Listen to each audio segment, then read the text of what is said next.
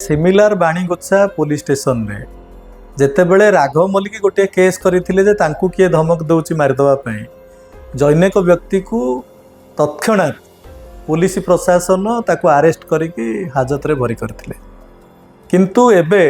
दुई दुई जन लोक जी कि जैनेक महिला जे अपहृता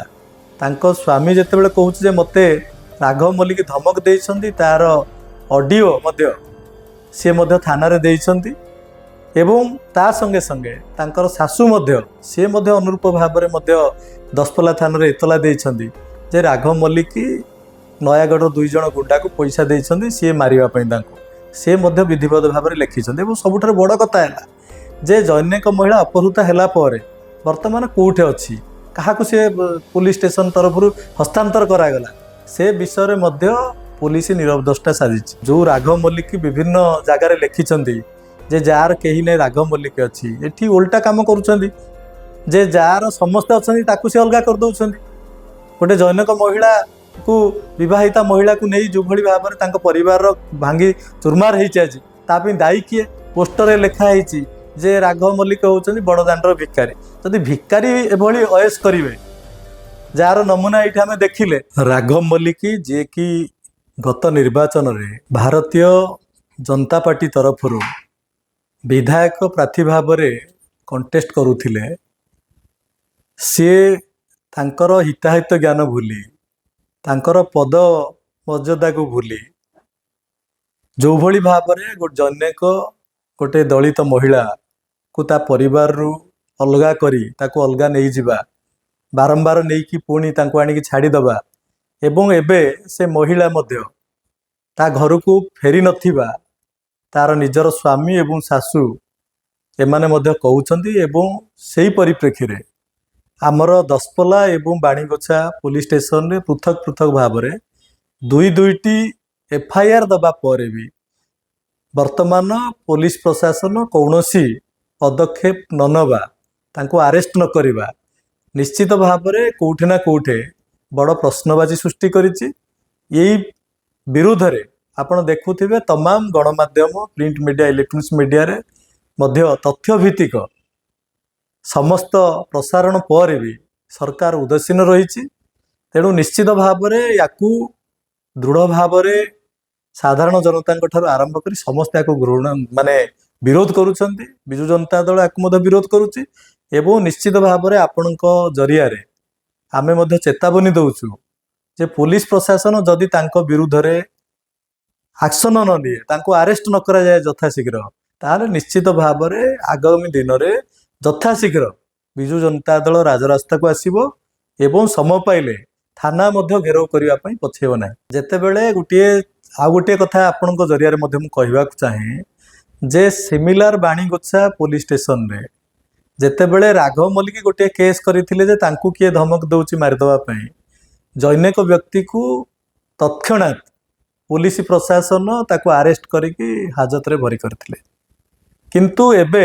दुई दुई जन लोक जी कि जैनेक महिला जे अपहृता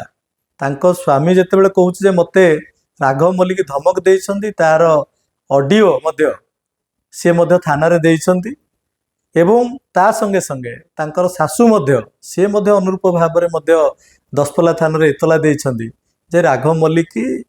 नयागढ़ दुई जन गुंडा को पैसा देइछंती सी मारिबा पई तांको से मध्य विधिवत भाव में लिखिछंती। एवं सबुठार बड़ कथा है जे जैनेक महिला अपहृता हैला परे वर्तमान कोठे अछि काहाकू से पुलिस स्टेशन तरफ हस्तांतर करागला से विषय में पुलिस नीरव दृष्टा साजिछ। जहाद्वारा कि तांकर गोटे छोटिया परिवार जो राघव मल्लिक विभिन्न जगार लिखिछंती जे जार कहीं नहीं राघव मल्लिक अच्छी एठी उल्टा काम करुछंती जे जार समस्त अच्छी ताकू से अलगा कर दउछंती।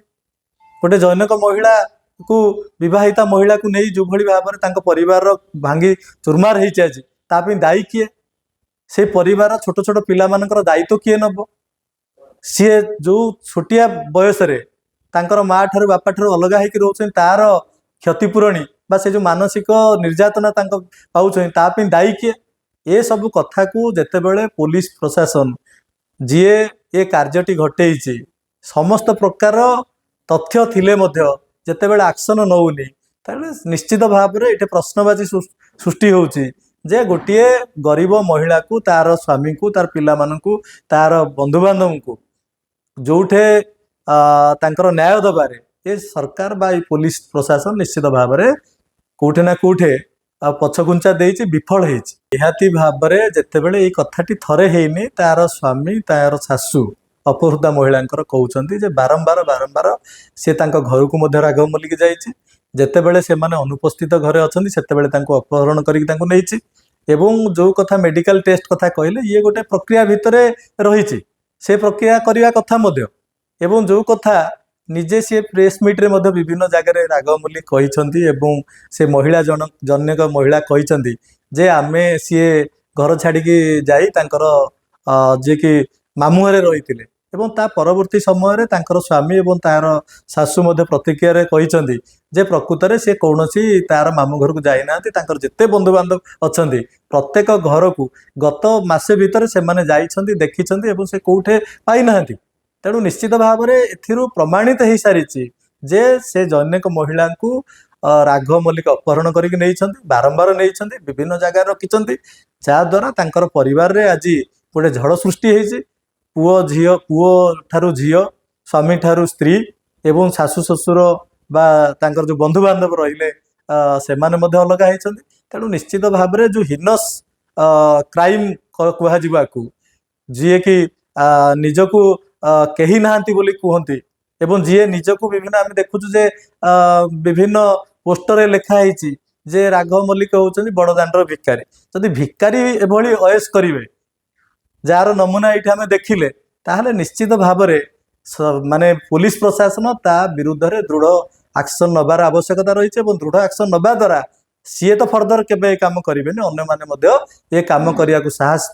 କରିବେନି। ଏବଂ ସାଧାରଣ ଲୋକଙ୍କ ପାଇଁ ଯେତେବେଳେ କାର୍ଯ୍ୟାନୁଷ୍ଠାନ ନିଆ ହେଉଛି ସେତେବେଳେ ଆଇନର ଉର୍ଦ୍ଧ୍ୱରେ କେହି ନୁହନ୍ତି, ୟାଙ୍କ ବିରୁଦ୍ଧରେ ମଧ୍ୟ ସେଇ ଆକ୍ସନ ନିଅନ୍ତୁ, ଇଏ ଆମେ ପୁଣି ଥରେ ଦାବି କରୁଛୁ। ଏବଂ ଯଦି ୟାକୁ ପୋଲିସ ପ୍ରଶାସନ ଅଣଦେଖା କରନ୍ତି, ତାଙ୍କ ବିରୁଦ୍ଧରେ ଆକ୍ସନ ନ ନିଅନ୍ତି, ତାହେଲେ ନିଶ୍ଚିତ ଭାବରେ ଆମ ତରଫରୁ ବିଜୁ ଜନତା ଦଳ ତରଫରୁ ଆମେ ରାଜରାସ୍ତାକୁ ଆସିବୁ ଏବଂ ଥାନା ଘେରାଉ କରିବୁ।